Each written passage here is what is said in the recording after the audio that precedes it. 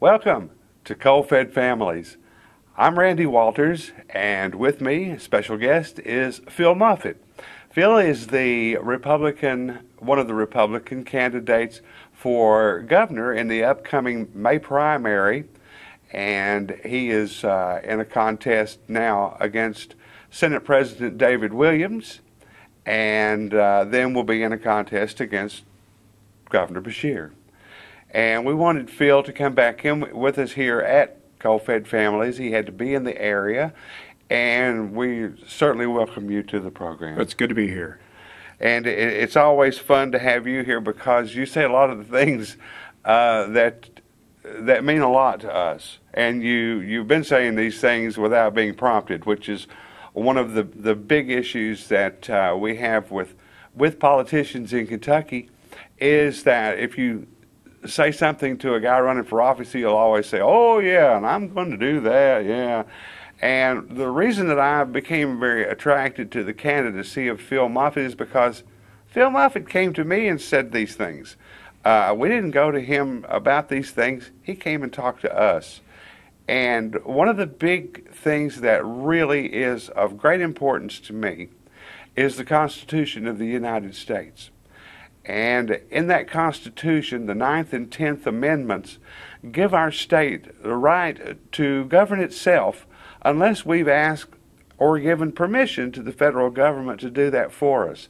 And in the case of the EPA and the Army Corps of Engineers, we did not give them regulatory power. They just have assumed that, and it is now affecting our business, the coal industry, in the most negative of ways. And it seems that the attack on Appalachian coal is just unending. Well, it is. The EPA is, as you know, Randy, has put together the conductivity or the dissolved solid standard that makes runoff from a coal mine has to be more pure than tap water, essentially, and it only applies to Appalachian coal. It doesn't apply to any other coal fields, any other states.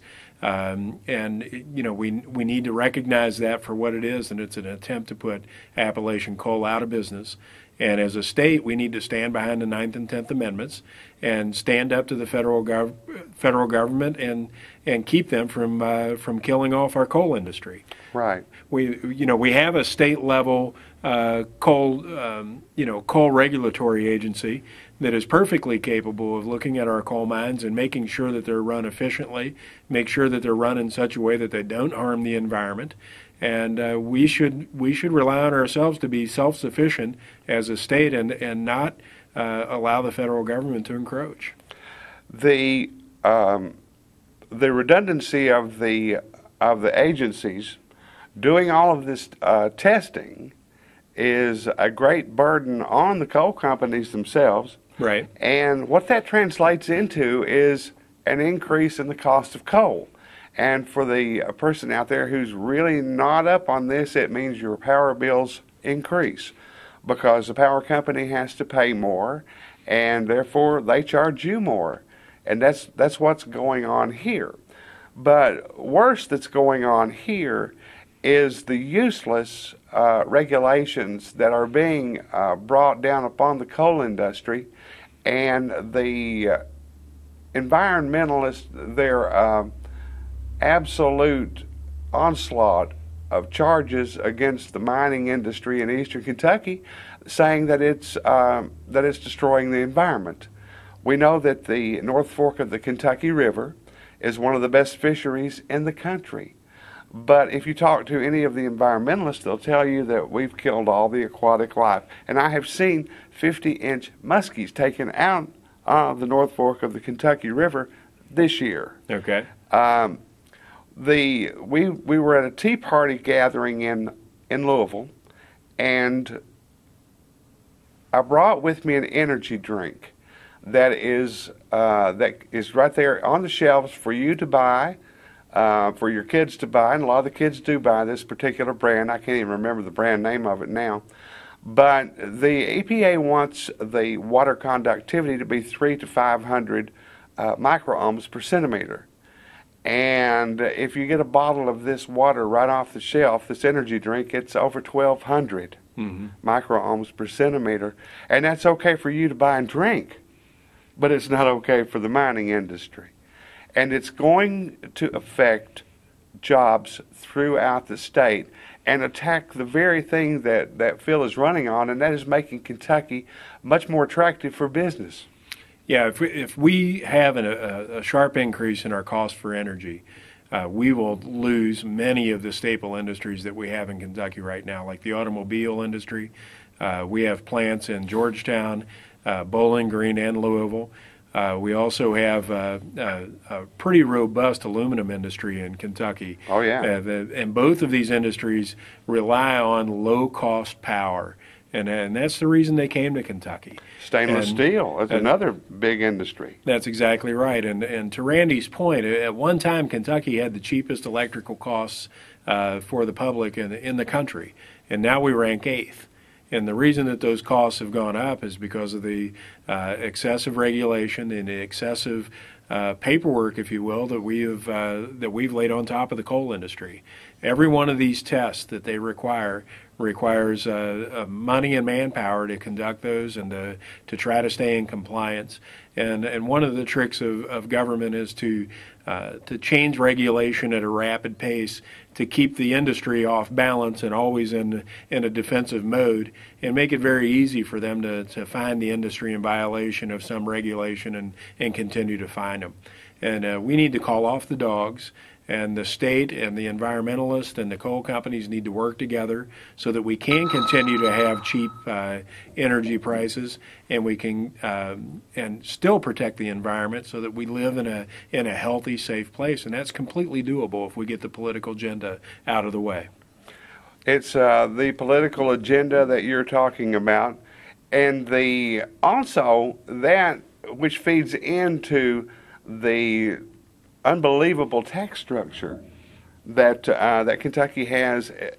If you combine the raising of the cost of energy and take a look at the tax structure that businesses would be looking at when in their decisions on where they're going to locate, then Kentucky again falls short.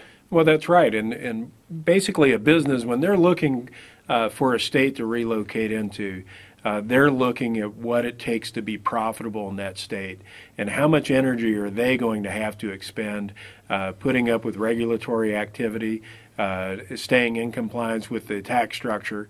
And if that process is too burdensome, then they don't come to your state.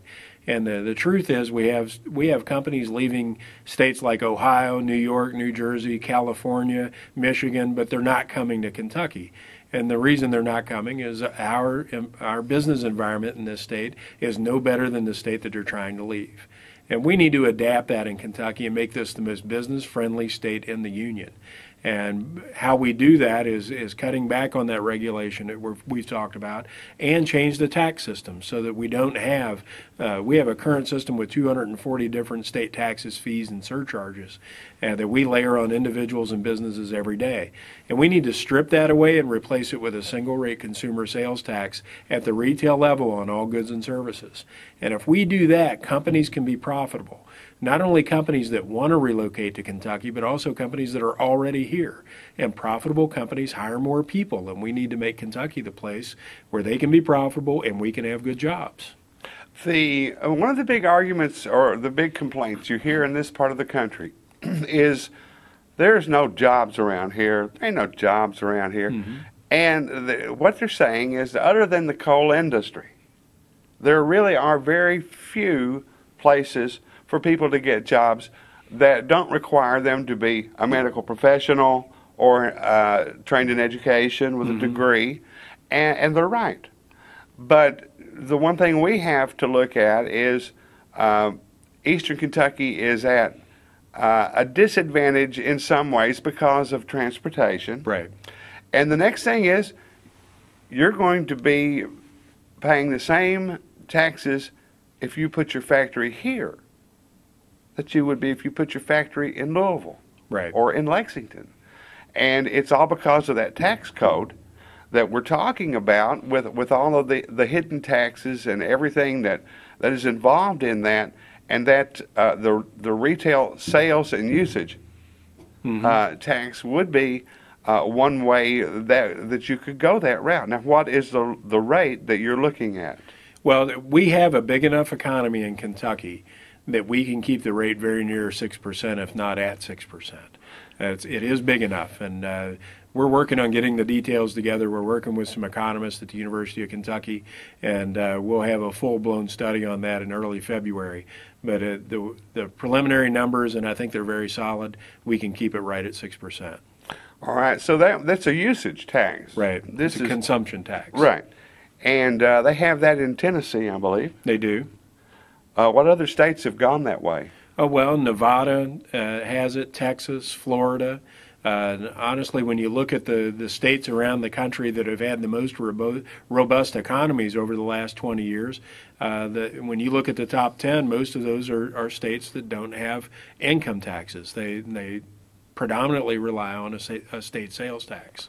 Texas seems to be one of a state that is looking more and more like a model state these days, because they've joined in. They filed their own lawsuit against EPA on the carbon emissions thing, and they have the sales and usage tax like we're talking about. And they seem to be acting a little more independent than the rest of the states. Well, I think that's true of their heritage. Texas has always been an independent state. They've always been independent thinking, and they are leading the way in a lot of ways and also in the 9th and 10th Amendment arenas. Their governor, Rick Perry, actually just published a book talking about exactly that. How do states work within the Constitution to push back the federal government and retain their liberties and be able to live as more free people than we are today? And we have to look to Texas for some good examples. And when you look back over history in year 2008, of all the new jobs created in the United States, 71% of them were created in Texas. Wow. And that tells you something. Companies, they believe if they go to Texas, they'll be in a good business environment and they'll be in a tax structure that allows them to be profitable. And they're first and foremost, and we need to mirror that. We need to get those same types of techniques in Kentucky, and we do have some geographical limitations that Texas doesn't have. They do have an international border, they do have deep water ports. We can't boast either of those things, but we have a good, solid crossroads state right in the heart of the Midwest and the top of the South, to where we should be getting more of those jobs than we do now. And in eastern Kentucky, there are some additional geographical limitations because of transportation, because of the mountainous terrain. But, if we would have lived up to our promises in the 70s with eastern Kentucky, when we implemented the coal severance tax and used that money to build infrastructure in eastern Kentucky would have been a lot better off than it is today. And part of my tax plan is to convert to this retail sales tax. It eliminates that coal severance tax. And as we've talked before, I think we should put together a good public-private partnership between the coal companies, the coal counties, and state government, to where that tax becomes a voluntary fee paid by the coal companies, and every bit of that money is reinvested back into eastern Kentucky so that we can build up infrastructure and build the things that will make it more attractive to come to eastern Kentucky than it has been in the past. All right, a great idea. Our guest, Phil Moffet, Republican candidate for governor of the state of Kentucky, and we want to thank you for watching. I'm Randy Walters, and this is Coal Fed Families.